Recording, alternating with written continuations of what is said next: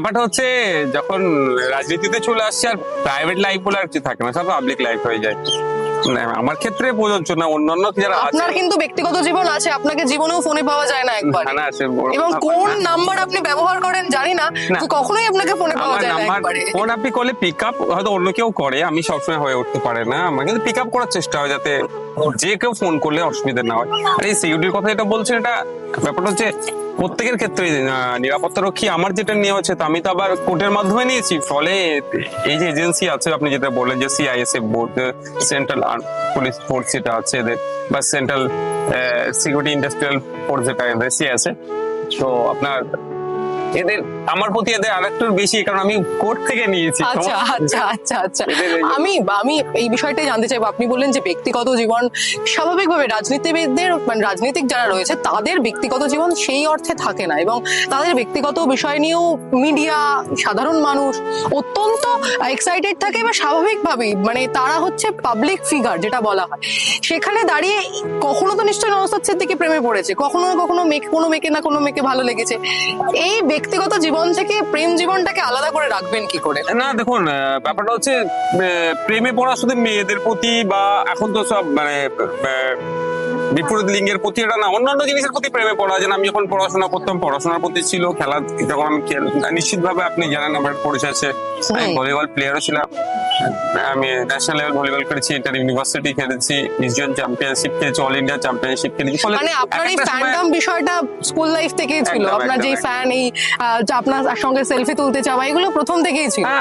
আমার যে বাড়ির যে বাড়ি থেকে আমরা বিলং করছি, সেই বাড়ির একটা ঐতিহ্যশালী পরিবার আমরা, সেক্ষেত্রে একটা আছেই। তো ব্যাপারটা হচ্ছে যে আমি মনে করি প্রেম মানে শুধু বিপরীত লিঙ্গের কার সাথে হবে এটাও ব্যাপার নয়। মানে প্রেম আপনি প্রাকৃতির সাথে করতে পারেন, আপনি কারো দেবেন মানে প্রেম ভালোবাসা কোথায় কি পাহাড়ের দিকে একটু যাওয়া, কারো আছে। তাহলে নওশাদের কাছে প্রেমের ডেফিনিশন কি, এবং নওশাদের কাছে প্রেম বলতে কি বোঝায়? দেখুন, আমি এটুকুই মনে করি, বা যেটা যখন করি সেটাকে আমি প্রেম হিসাবেই ধরে নিয়ে মনোযোগ সহকারে করি। আমি যখন পড়াশোনা করতাম সেটা নিয়েও করেছি, রেজাল্ট খুব একটা খারাপ নয়, মোটামুটি নাম্বার পেতাম। মাধ্যমিক থেকে শুরু করে মাস্টার্স করেছি, বিএড করেছি। তো আপনার সেটাও ওখানে বইপত্রের সাথে বেশি সময় দিতাম, বেশি প্রেম করতাম। তারপরে খেলাধুলা যখন করছি, খুব একটা খেলাধুলা পারতাম না, কিন্তু চলে যাওয়ার মতো ছিল। এখন রাজনীতিটা করছি, এখন আমার প্রেম যদি বলেন, এখন রাজনীতিটা এখন ফুল টাইম। আচ্ছা, তাহলে এই যে বাড়ি থেকে মেয়ে দেখা চলছে, এবং যদি কিছুদিনের মধ্যে আমরা গুড নিউজ পাই, অবাক হব না।